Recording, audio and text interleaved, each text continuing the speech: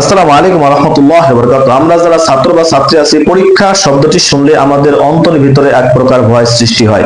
আর ভয় সৃষ্টি হবে না কেন? তার কারণ হলো যে পরীক্ষার মাধ্যমে সমাজের মধ্যে আমাদের মান সম্মান মর্যাদা বৃদ্ধি পায়, আর এই পরীক্ষার মাধ্যমে আমরা সমাজের মানুষের কাছে তিরস্কারের শিকার হই। যদি যথাযথভাবে ভালো পরীক্ষা দিতে পারি এবং উত্তীর্ণ হতে পারি তাহলে আমাদের মান সম্মান বৃদ্ধি পায়। আর যদি যথাযথভাবে ভালো করে লেখাপড়া করতে না পারি তাহলে সেক্ষেত্রে আমরা তিরস্কারের শিকার হই। তাহলে সমাজের মানুষের কাছে আমার আপনার মান সম্মান মর্যাদা যদি বৃদ্ধি করতে চাই তাহলে আমাদের পরীক্ষায় উত্তীর্ণ হতে হবে, ভালো ফলাফল করতে হবে। অন্যথায় সমাজের মানুষের কাছে মান সম্মান এবং মর্যাদা বৃদ্ধি পাওয়ার কোনো আশা করা যেতে পারে না, বরং আমরা তিরস্কারের শিকার হব।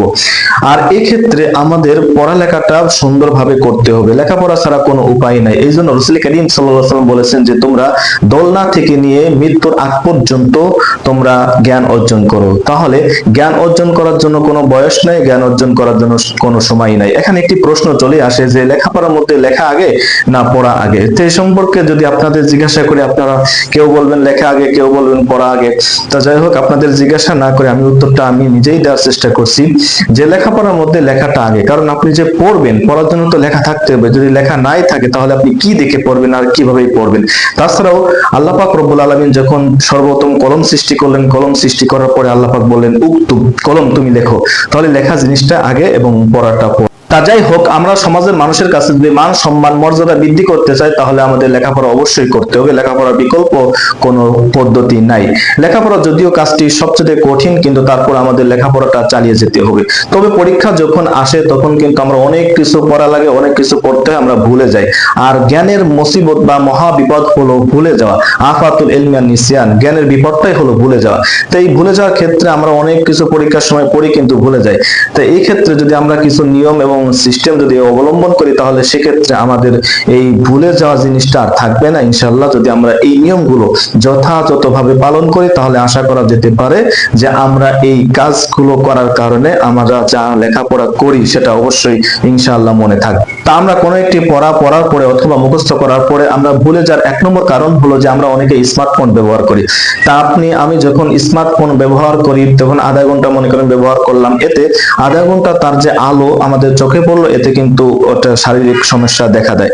আর তাছাড়া যখন আমরা আধা ঘন্টা এই মোবাইলটা দেখলাম, আধা ঘন্টা কিন্তু এক ধরনের ভিডিও আমরা দেখি না, বিভিন্ন রকমের ভিডিও আমরা দেখি। পরবর্তীতে যখন আপনি পড়া মুখস্থ করার জন্য বসেন অথবা অতীতে যে পড়াগুলো মুখস্থ করছেন সেইগুলো কিন্তু আপনারা জেহেন থেকে চলে যায়। কারণ আপনার জেহেনের মেমোরি যেটা আছে এটা কিন্তু সীমিত। অবশ্যই অন্যগুলো ভিডিও আপনার মনে আসার কারণে বা আপনার আকৃতিগুলো জেহেনে আসার কারণে আপনি অন্য পড়াগুলো ভুলে যান। দুই নম্বর যে কারণ সেটা হলো যে আমরা বন্ধু বান্ধবের সাথে অনেক সময় আড্ডা দিই, অযথা কথা বলি, অনাত্মক ভাবে সময় নষ্ট করি। এই কারণে কিন্তু আপনার জেহেনে বা আপনার মেধায় এক প্রকার প্রেসার সৃষ্টি হয়, যেটা পরবর্তীতে আপনার পড়া মুখস্থ করার জন্য একটি বাধাগ্রস্ত করে। সুতরাং পরীক্ষার সময় আমরা অবশ্যই এরকম বন্ধু বান্ধব থেকে, শুধু পরীক্ষার সময় না, সর্বদাই কিন্তু আমরা বন্ধু বান্ধবের আড্ডা থেকে এবং অতিরিক্ত কথা থেকে বিরত থাকি। তিন নম্বর যে কাজটি আমরা করতে হবে সেটা হলো যে আমরা সমস্ত প্রকার গুনাহ থেকে বিরত থাকতে হবে। আপনি একটা গুনাহ করলে পরে আপনার অন্তরের ভিতর এক প্রকার দাগ সৃষ্টি হয়। তা যেই দাগের কারণে পরবর্তীতে যখন আপনি পড়ালেখা মুখস্থ করতে যান তখন সেক্ষেত্রে কিন্তু আপনার মন মানসিকতা অন্যরকম হয়ে যায়, পরিবর্তন হয়ে যায়। পড়া ভালো লাগে না, পড়া মুখস্থ করতে মন চায় না, মাথা ব্যথা করে, বিভিন্ন ধরনের একটি সমস্যা দেখা দেয়। এই জন্য যাবতীয় গুনাহ সগীরা কবিরা, বিশেষ করে চোখের গুনাহ থেকে আমরা হেফাজত রাখতে হবে এবং চোখকে হেফাজতে রাখতে হবে বা থাকতে হবে। যদি আমরা এই কাজগুলো করতে পারি তাহলে আশা করা যেতে পারে আপনি পড়ার পরে মুখস্থ হবে ইনশাআল্লাহ।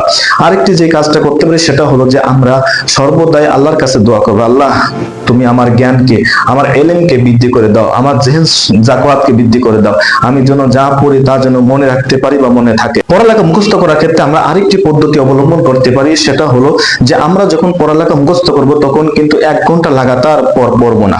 যদি 1 ঘন্টা লাগাতার পড়েন তাহলে একটি গবেষণায় ধরা পড়ছে যে 1 ঘন্টা কোনো ব্যক্তি যদি লাগাতার পড়ে বা পড়া মুখস্থ করতে যায় তাহলে 70 থেকে 80 লাইন মুখস্থ করতে পারবে।